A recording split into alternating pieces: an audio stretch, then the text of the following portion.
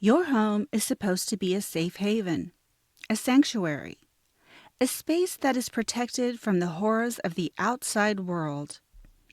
For the Douglas family in Houston, Texas, in 1981, their home became a place of unspeakable horror. Randy Douglas got a phone call at work on January 6, 1981, that scared him so badly, he actually beat the police to his house. He was too late, however. He arrived at his residence to find his 22-year-old wife, Karen, dead of multiple stab wounds. 44 years later, Karen Douglas's murder is still unsolved.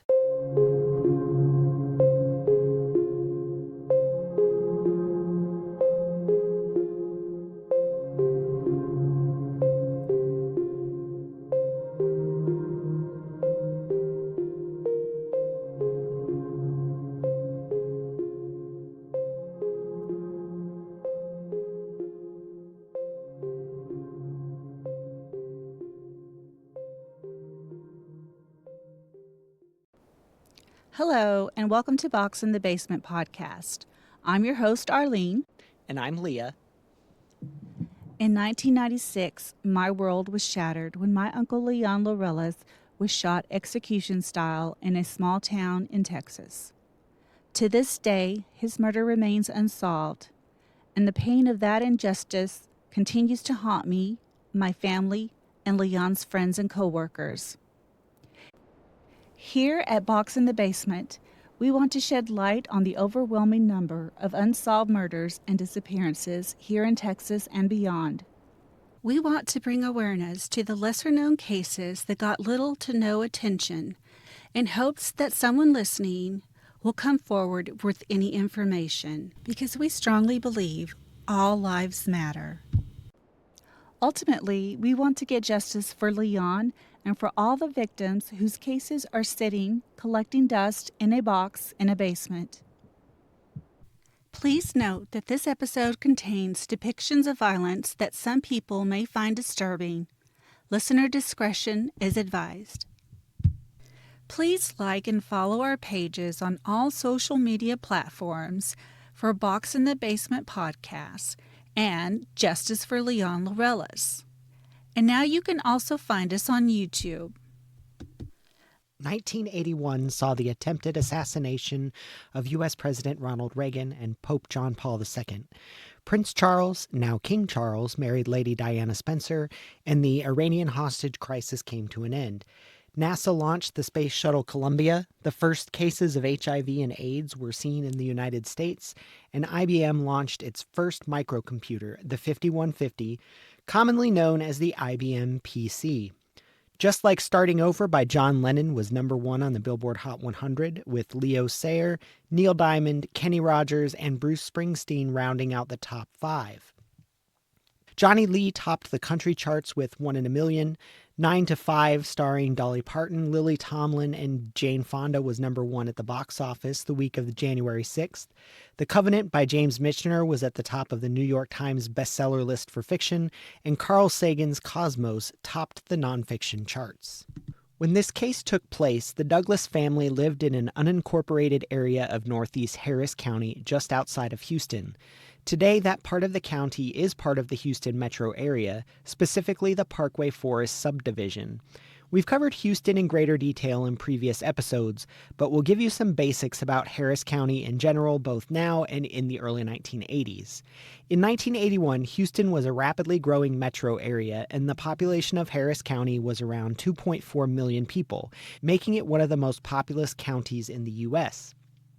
Today, Harris County has around double that amount at 4.8 million residents.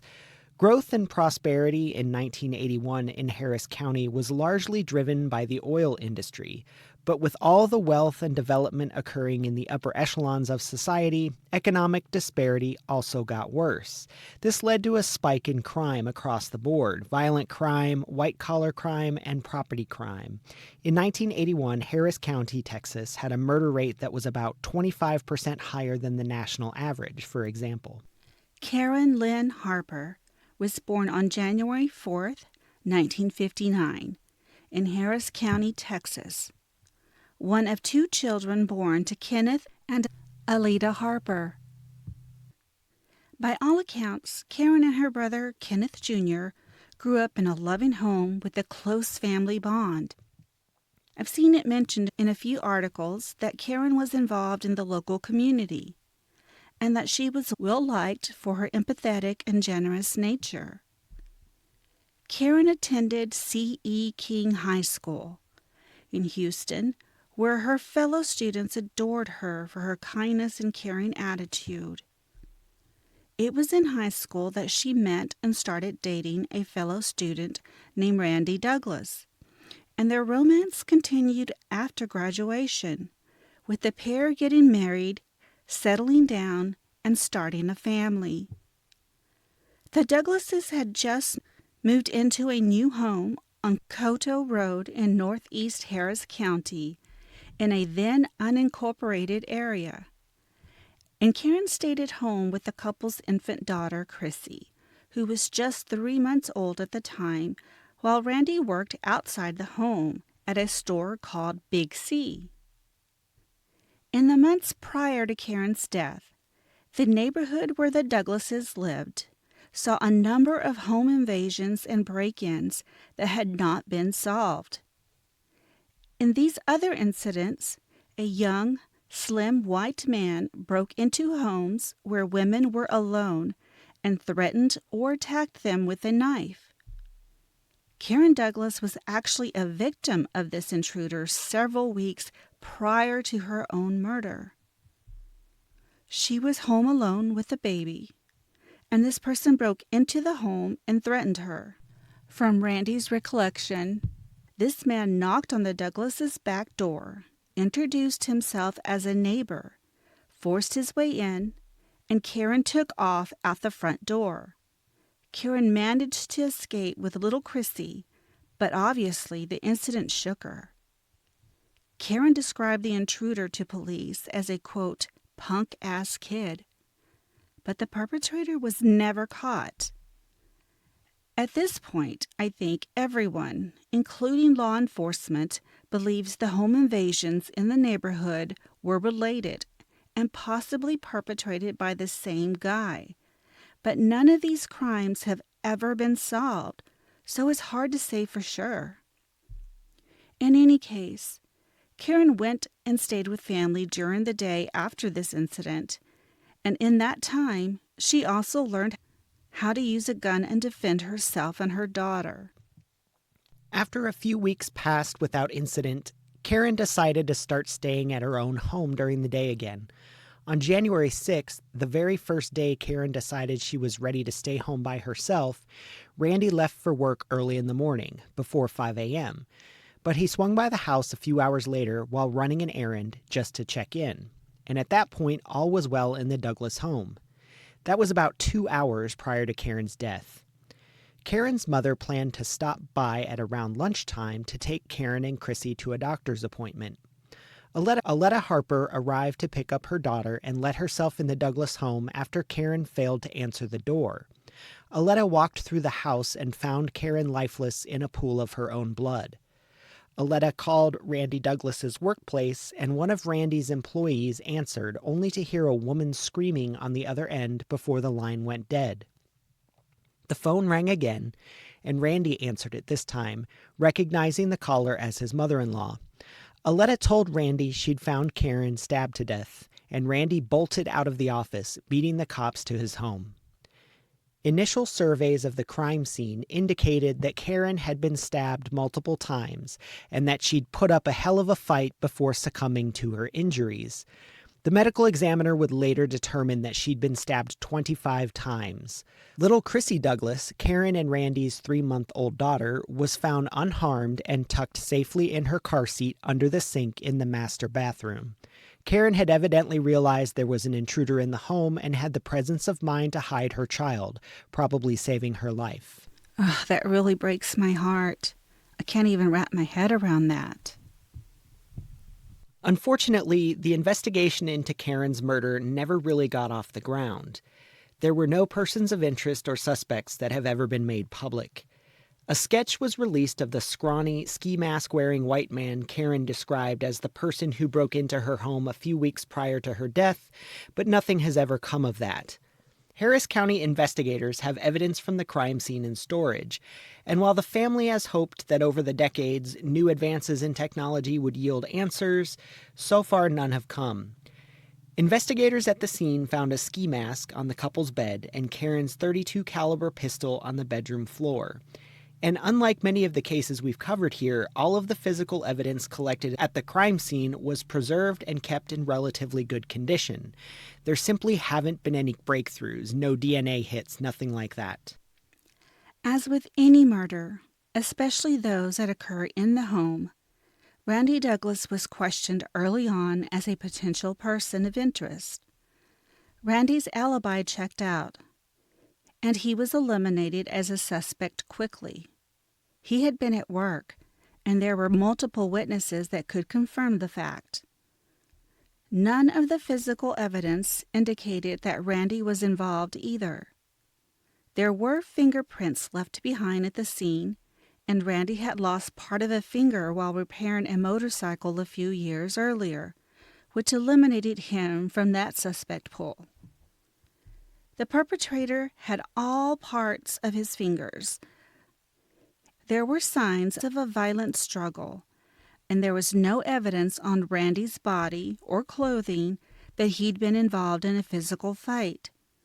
So pretty much from the beginning, investigators learned toward the theory that whoever was breaking into homes in the neighborhood was responsible for Karen's murder. Investigators theorized that Karen's killer even used the same door used in the first break-in. It appears that the perpetrator simply forced open the back door this time around, but again, nothing has ever come of that connection. And that's pretty much where this case has stood for the last 44 years. Investigators have a theory, but there's been no movement. So what do we think? What happened to Karen Douglas on that January morning? I think police have this one correct, logically. I think the most reasonable explanation is that the same person who broke into the Douglas home previously is the man who killed Karen. The thing is, the first time around, the man was wearing a ski mask, so Karen was able to give a partial description, and a composite sketch was released. But we have no way of knowing how accurate it really was. And there was a ski mask found on Karen in Randy's bed after Karen was killed. This seems like too big of a coincidence to me. So maybe this guy breaks in the first time, and he's upset because Karen got away. Maybe he was afraid she could identify him, or any number of other creepy, fucked up reasons he wanted to go back. Remember, Karen stayed away during the day for a couple of weeks after that initial break-in. I think I remember reading some days she'd stay with her mother, some days she'd stay with her mother-in-law, and then she was killed the very first day she decided to stay home alone during the day with Chrissy. So he'd been watching her or watching the house. He would have known she wasn't there. He would have known she was home alone. That makes my skin crawl. There had been multiple reports of home invasions in that area of Harris County around the same time. I couldn't find much in the way of reporting on those other break-ins, but the police are pretty confident that at least some of those break-ins were perpetrated by the same man. There had also been reports of a peeping Tom looking in windows in the neighborhood, which lines up. If this guy is targeting women who are home alone during the day, then that makes sense. This was 1981. It's not like you could fly drones around. A person with bad intentions would have to physically look inside homes he planned to target. I'm in agreement with you. This is more a matter of who than what. I find the explanation that Karen was killed by the same man who terrorized her a few weeks earlier to make the most sense. But some other theories have been discussed by law enforcement over the years, and I think it's worth mentioning a couple just because this case is still unsolved. First is the theory that Karen was the victim of a serial killer. Again, this was early 1981, and violent crime rates were much higher than they are now, especially in larger metro areas like Houston. And it's entirely possible that whoever was breaking into homes around this area was also a serial killer. In any case, that's a plausible explanation. I saw Henry Lee Lucas's name come up several times as a possible suspect in this and other crimes around the same time in that area, but I think that's a stretch. We won't go too deep into Henry Lee Lucas here, but if you're not familiar with him, he was a serial killer who confessed to over 600 murders throughout the 60s, 70s, and 80s. And the vast majority of those confessions were completely fabricated. Henry Lee Lucas and his literal partner in crime, Otis Toole, were active in Texas in 1981. But I think it's a bit of a stretch to assume he was responsible here. Given the circumstances, Karen Douglas described the man who broke into her house a few weeks before her murder as a young, skinny white guy who was small in stature, probably no more than 5'8". Henry Lee Lucas would have been in his mid-40s in 1981, and he was a very distinctive-looking person. He was missing teeth and missing an eye. If he'd been the man who broke into Karen's house prior to her murder, you'd think she'd have noticed those things. Is it possible that a different person could have been responsible for the second break-in and ultimately her murder? Yes, but I think the odds of that happening are pretty astronomical. Karen's nephew, Kenton Ford, who I think was 5 or 6 at the time of Karen's death, and he's also in law enforcement now. I think he's a state trooper. He was interviewed in an article pretty recently about the state of the case 44 years on, and he floated the idea that Karen's killer may have known her, or at least known who she was. Prior to the birth of their daughter, Randy Douglas ran a fast food restaurant, and Karen also worked there. Randy was responsible for hiring, firing, all the typical manager things. Kenton theorizes that maybe Karen's attacker was someone who worked at the restaurant, maybe someone who Randy fired or wrote up, maybe it was an employee or a customer who was infatuated with Karen or simply had it in for her for whatever reason. Maybe this person thought the Douglases had some money and wanted to rob them. It's an interesting theory, and it does make sense in context. It's important to remember, though, that when Karen gave the description of her attacker the first time, she didn't mention recognizing him. He was wearing a ski mask, and if it had been someone she didn't know that well from the restaurant, she may not have recognized him anyway. True, very true. Karen was stabbed 25 times in broad daylight on a workday. It seems angry, personal. But to my knowledge, if there were any leads considered at the time related to the fast food restaurant, they obviously didn't pan out. I was thinking it could have been a copycat. We know that there were numerous break-ins in the area around the same time, and the intruder was always armed with a knife. That had been reported and publicized on at the time. It's entirely possible that someone had it in for Karen and staged both attacks to mimic the other recent home invasions to throw off investigators. Oh, I hadn't thought about it like that. That makes a lot of sense, actually. I think we can probably safely say that this wasn't a random killing. I mean, we can't eliminate every possible explanation entirely since it's an unsolved case, but I think the chances of 2 break-ins at the same house within a few weeks of each other involving a man in a ski mask are pretty slim. Agreed. This has to be the same person who broke in a few weeks earlier. It's just a matter of figuring out who it is. Like we mentioned earlier, there's been no breaks in the case based on any of the physical evidence retained in the case. No DNA hits, no major breakthroughs. This is going to come down to a confession or someone coming forward with information. Maybe in another 40 years, there will be some crazy accurate technology that can find some DNA evidence here that matches a profile. It just sucks because this case is already 44 years old. The likelihood that any kind of justice will be served seems out of reach. In the 44 years since Karen was murdered, life moves on as it does. Randy Douglas got remarried after Karen died, and his second wife actually adopted little Chrissy. In fact, when she and Randy split up some years later, that woman actually got custody of Chrissy. That was really the only mother she ever knew. Chrissy is interviewed occasionally about Karen's case, and she finds it difficult because she never actually knew Karen.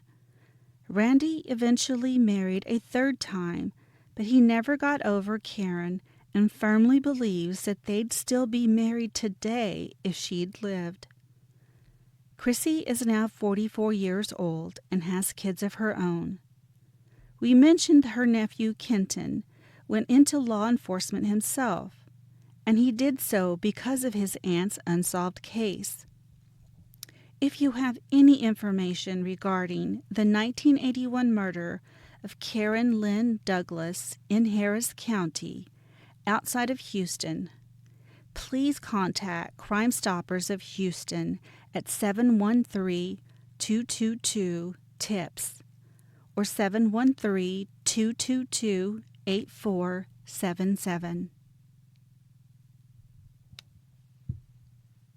We are excited to announce that we are now a part of the Darkcast Network. Hi there, I'm Kona Gallagher. And I'm Ethan Flick. And together, we are the husband and wife team behind And Then They Were Gone, a true crime podcast about unsolved missing persons cases. Each week, we take a deep dive into a case that I have researched and written about and that you have never heard of. Right. And I react naturally and usually leave you with a whole lot of stuff to edit out of the podcast. Very true. But I do love getting your analysis and a fresh perspective on these crimes that I've been spending so much time learning about. So you can see us on your favorite podcast app every Wednesday when we release a brand new episode. And find us on the socials at ATTWG Pod. And you can also visit us on our website, andthentheyweregone.com. Could you hold the key to bringing someone home? Views and opinions expressed in this podcast are solely those of the podcast creators, host, and guest. If you think bringing unsolved cases is important, then please take a moment to rate and review our podcast. Also, please like and follow our pages on all social media platforms for Box in the Basement Podcasts and Justice for Leon Laurelis. You can now also find us on YouTube. If you like what you hear, please do us a favor and subscribe. It would help so much, my lovelies.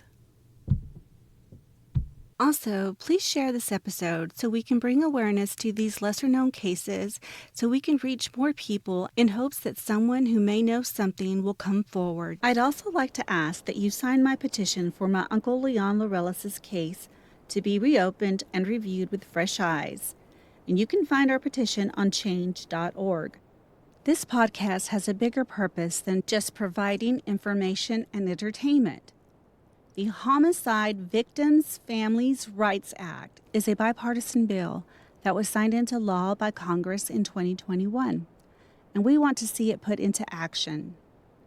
This law establishes a systematic process for reviewing case files related to cold case murders. The focus is on providing a mechanism for the families and friends of murder victims to request a formal review of such cases.